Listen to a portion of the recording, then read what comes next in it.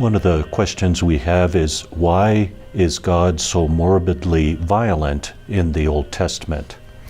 And this is a little bit of a difficult question in that it really does seem like, why is God like that?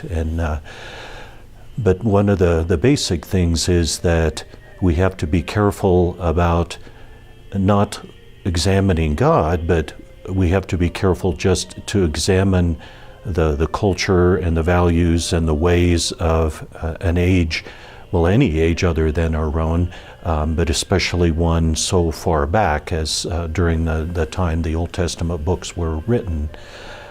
So, for example, slavery was just a very common thing going on for just about every culture over so many years, but just because it was going on doesn't mean that God approved of it. And so now, in our modern times, we know that slavery is wrong, and we never want to be participating in that. We don't want that to happen. But the reality was that back in the over those centuries when the Old Testament was written, it was a very violent culture. There was a lot of the fighting going on, and the common thing was that when for example, a fortified city was attacked, the code was that if the people besieged did not surrender, then the attackers, if they won, it was understood they would wipe out everyone. And of course, we know that that's a horrible thing, but within the culture of the time, that was what was done. And so it's like God had to work with the way things were at that time. And even the people that wrote these books were speaking from that culture. And so if God was able to just fully have his way, then all of that violence would have stopped, and all the violence today would stop. But the fact was and is that God has to work with us as we are, with humanity as we are. And because of his desire for us to have free will, he doesn't just zap us all to make us live and believe how he wants us to.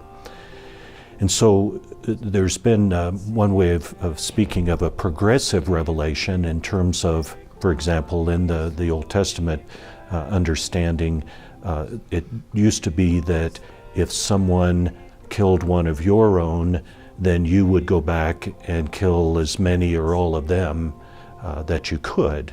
And so God did try to limit that. So when we hear an eye for an eye, a tooth for a tooth in the Old Testament, that's actually limiting things from what it would have been. So God was trying to lessen the violence going on by saying that if someone kills one of your own, that if you retaliate by killing only one of them, then that is a movement towards the better rather than killing many of them.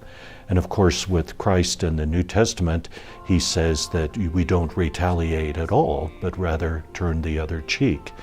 But it takes time for a people to be able to manage culturally, because Christianity is within a given culture, so we don't approve all of the bad things that go on. God doesn't approve the bad things going on, but God has always been a master craftsman, a kind of sculptor, wanting to work with what he has in us, and given our choices, that he orchestrates things, and in his time it seems like a long time to us, but God works throughout time to gradually mold and fashion those who believe in him, and then we, in our place in the world but not of the world, do our part. We are called to do our part to help change culture so that the way that we treat each other then is